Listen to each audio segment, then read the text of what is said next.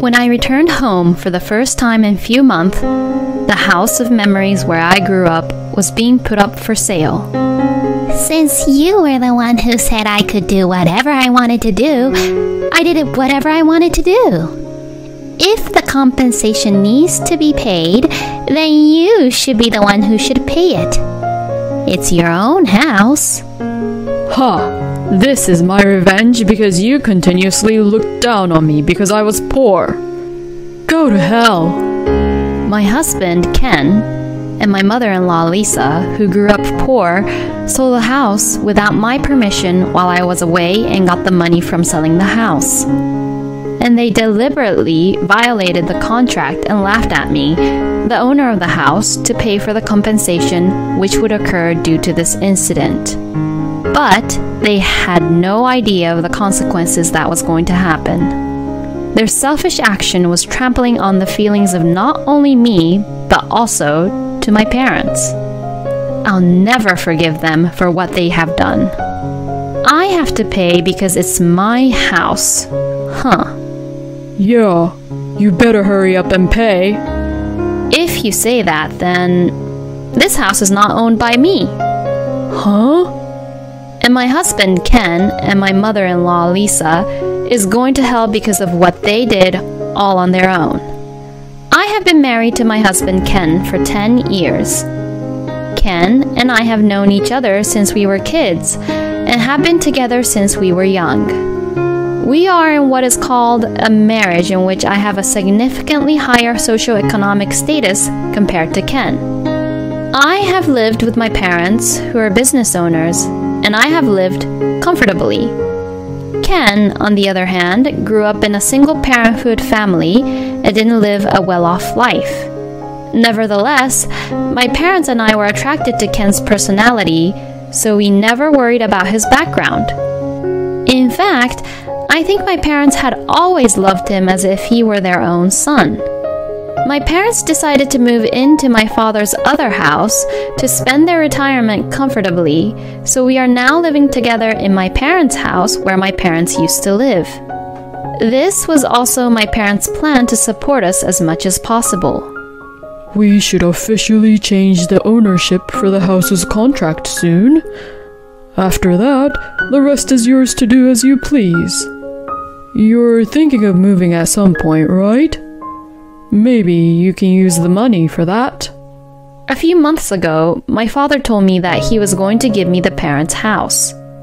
The house was all well cared for and was not at all inconvenient to live in, but it was too big for us who had decided not to have children. I thanked my parents, and even though it was before the ownership change, I slowly proceeded to deal with the real estate company. Hey, Ken, I told you to fill out this form. If I don't submit it today, we won't make it in time. How can we sell the house without this? Oh, just write it down then. You're only overreacting. If you submit it today, you'll make it in time. You don't have to tell me every single time, you know. Just do it on your own. Where did his kind and sincere personality go to? Since our marriage, Ken has become increasingly lazy and had left everything for me to do it. He routinely asks me to write very important documents on his behalf. If I refused, I would end up causing trouble to the family and thinking that if I do it, then everything would go peacefully, so I would just end up doing it myself. I wonder if he'd continue to treat me like a servant like this. We decided to sell the house we were currently living in together. We have also chosen a new house in a place that will be both beneficial for us. But I was worried about the future of my married life with Ken and spent my days wondering if this was the right thing to do or not. Then one day, I received a call that my parents had been seriously injured in a car accident, and I rushed to visit them at the hospital. Although my parents survived, they were diagnosed with a total recovery time of 6 months and would need someone to support them for about 3 months. I'll ask Ken. I'll ask my company too if I could adjust my work schedule as well. I'll be the one to support you both. I asked my husband if I could go home to my parents for an extended period of time while I supported them. To that, he said, "It's okay, it's your thing." And he had easily agreed. But to be honest, his tone was more like he couldn't care less than being worried about my parents. Anyways, I could go support my parents now. But then, another problem arose in my mind. Would Ken be able to live all on his own while I'm gone? Ken is one of those people who can't do any house chores. He can probably manage to eat, but he's not able to wash his own clothes, and the idea of taking out the trash on a certain day of the week is never in his mind. I wouldn't want my house to become a garbage dump. I was a little hesitant, but I explained the situation to my mother-in-law, Lisa, and asked her to support Ken. Please feel free to use anything and do anything in the house as you like. Oh my, you're in a lot of trouble, aren't you, Mary? I'm sure your parents have enough money to hire someone to support them. Or are you just missing your own parents, Mary? Don't worry, I will take good care of my own son. So don't you worry, you could stay longer than 3 months if you want. Lisa loves Ken very much, and probably sees me as the woman who took her son away from her. I was uncomfortable with the sarcasm that she would say to me whenever we had conversations like this. However, I thanked Lisa while suppressing my annoyed feelings because I knew that she was the only one who I could rely on at the moment. Then, I only got what I needed and headed to where my parents were. Every day was very hectic, and 3 months passed by so quickly, and I couldn't really be in touch with Ken properly. But it was worth it, and my parents were getting better day by day, and once life after the hospitalization had settled down, I was ready to go home. I got into the car and hurried home. Leaving the natural surroundings of the town behind, I made my way through to the familiar landscape and arrived at home. But what? The house was no longer the house I knew. A for sale sign was posted in front of the house, and the real estate agency which was listed on the sign was unfamiliar to me. What's going on? I panicked and called Ken. On the other end of the line, I heard Ken snort out a little laugh, as if he was mocking me. "I sold that house and moved back to my parents' house. I did everything for you while you were gone." I didn't understand a word my husband said, so I went straight to my in-laws' house to have him explain the situation to me. When I arrived at my in-laws' house, which was a 5-minute drive from my house, the first thing I saw was my personal belongings piled up at the front door. I was startled and confused and... "Excuse me, I'm gonna pass by." The contractor who came up behind me rang the doorbell to the house, exchanged some paperwork with Lisa, and then loaded the pile of my personal belongings into his truck and left. And afterwards, Ken came out of the house, and both Lisa and Ken looked happy as they were counting the money they had received from the contractor, and I couldn't even seem to recognize them since they dressed all fancy, and their car even had changed into a luxury car. "Hey, Lisa! What is this all about?" I stormed up to Lisa in a semi-panic state. What are you even saying? I got rid of your stuff at that house for you. You bought all those useless stuff. I guess daughters like you don't know how to take care of your own stuff well, since you were too well off. You are such an unfit wife to put your own parents before your own husband for such a long time. I feel so sorry for my Ken having such a scumbag wife. That's why I even told him to get a divorce from such a woman like you.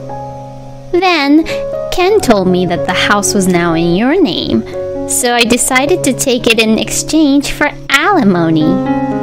I found a real estate company that would pay me a very good price for the house and sold it quickly. Since you were the one who said I could do whatever I wanted to do, I did whatever I wanted to do." Then Lisa showed me the contract she had with the real estate company, smiled condescendingly at me, and explained the whole story. The contract was dated about a month ago. But that house should have already been under a contract with another real estate company, right? And if it's my house, any contract without my signature would be invalid. You did it without even telling me, and now you've breached the contract, and they'll ask to pay compensation. In panic, I said this to Lisa about the consequences, but I already heard that from my Ken. But it was you who signed the contract to another real estate agency without even asking my son, right? That's none of my business. So all I did was what you did, doing everything on my own. I couldn't care less about who signed the contract and whatnot. It's what you do regularly, right? So if the compensation needs to be paid, then you should be the one who should pay it. It's your own house." She shrugged it off as she said that. It seems that she believes Ken's story, which was told only from a victimized perspective. I felt that there was nothing I could say to Lisa, so I looked at Ken's face as if to ask for help. But I was astonished to see that my husband was also looking at me with a sarcastic smile on his face, just like Lisa. Finally, this day had come. This is revenge, you know. You've really been making fun of me for being poor all my life, huh? I'm the only one in the family with a different standard of living and values. You and your parents must have found that amusing. I have always felt miserable when I was with you. If being poor is so funny to you, then I'll teach you about what money can do.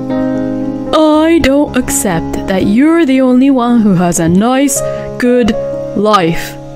Go to hell. Ken vented his resentment towards me and slapped me with the divorce papers, which were all signed except for my signature stamp. I could have had Mom do everything and turned it in, but then it wouldn't have been a good revenge anyways. What an amazing dramatic turn of events. This is quite a scene where the young lady who made fun of the poor gets slapped down. There's no daddy or mommy here to help you out. Now, what are you going to do about it? Ken and Lisa seemed so satisfied with what they had done and looked really excited. But I was just so fed up with them that all my anger went away, because both of them are making a fatal mistake. Look, I'm sorry to interrupt your very excited moment, but this house is not mine. You guys are the ones who are going to hell. Huh? I've decided to reveal everything. There was no reason to cover for them anymore. I took out a document from my bag and showed it to them. This is the official registry of that house. As we talked on the phone the other day, the ownership name has been changed to Ken's name. As you know, with my parents' accident, the process has been delaying. But it changed just a week ago when you both agreed to sell the house. Huh? I didn't hear anything about this. Of course you didn't. I called you to check it if I should mail it to you, but you didn't even listen to me at all and just told me to take care of it. You probably don't even remember this, but I double confirmed it with you if it was alright or not. Ken stared at the registry document and looked at me in disbelief. How could it be Ken's? Normally, if I was the parent, I would have given it to my daughter, you know. Lisa was also in shock and rushed to confront me. Well, this is what my parents wanted. My parents had always loved Ken like their own real son. They also respected you, Lisa, as a respectable person. When they decided to give us the house, my parents believed that Ken would always take good care of me and that it would be a way for them to show their appreciation to you, Lisa, who had worked so hard to raise such a fine husband. And yet, you not only betrayed me, but you also trampled on my parents' genuine feelings. Ken and Lisa turned pale as they learned of my parents' true feelings. Their hands, which were clamped over their mouths, were trembling.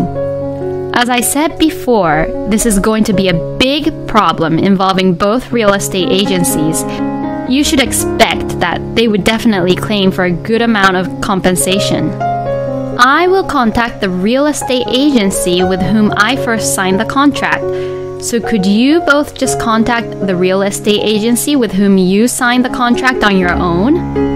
I mean, I still can't believe that the real estate agency actually accepted your sloppy explanations and signed the contract.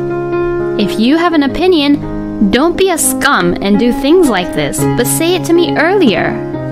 It's not that you're poor because of money. You're poor because of your hearts.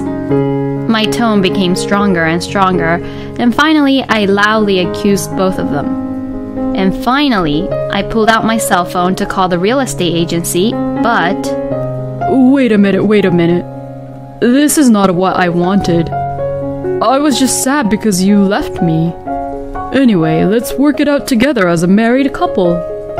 Oh, I know. I could just buy the house that's on the market now and then call the old real estate agency about it, and we could just pretend that this never happened.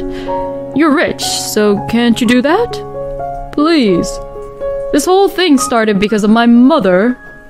Ken, who had been with Lisa this whole time, changed sides and rubbed up against me in a panicking manner. He was probably trying his best to get me in a better mood, but he didn't seem to realize how selfish he sounded.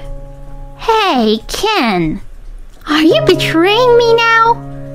I made all the arrangements for you! I can't believe that you'd abandon your own mother and putting your wife first. What a heartless son! Oh? From what you said previously, it's scum to put parents first, right, Lisa?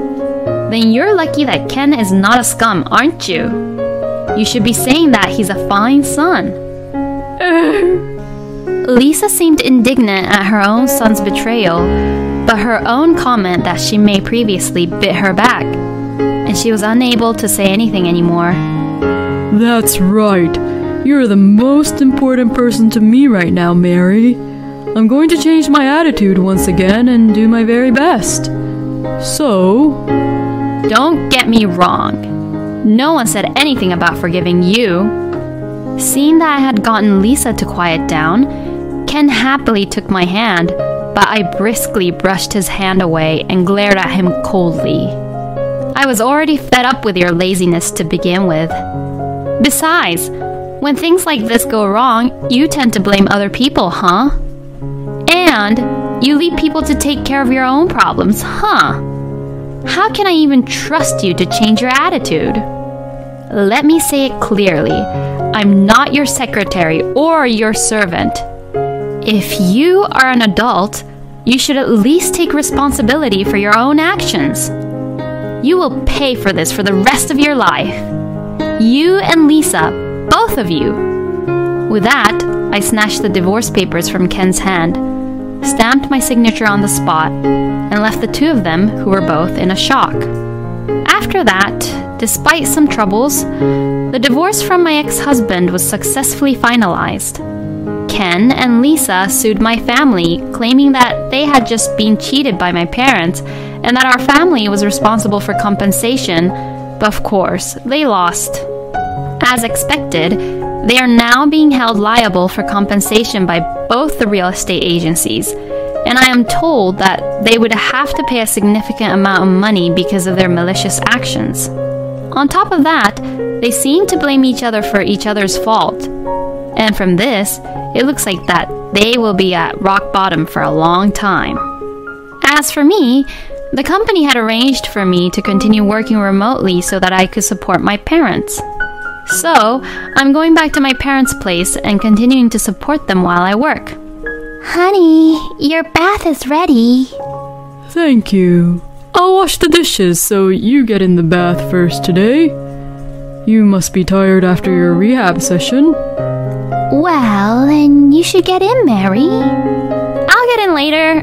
I also want to clean the bathtub after anyways, so you should get in and relax in the bath, Mom. My parents are still undergoing rehab from the accident, but they are still supporting each other and spending time together happily. I began to live with my parents for the first time in a long time, and seeing the two of them forever getting along with each other, I think to myself about this. After seeing my parents, I realized what was missing in my marriage with Ken.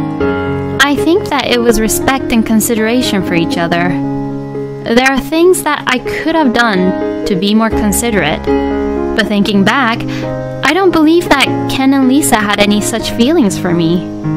At first, I was quite sad and frustrated by the divorce from Ken, but now I can say with confidence that it was for the best. If I ever meet someone again, I'll have to be very careful the next time.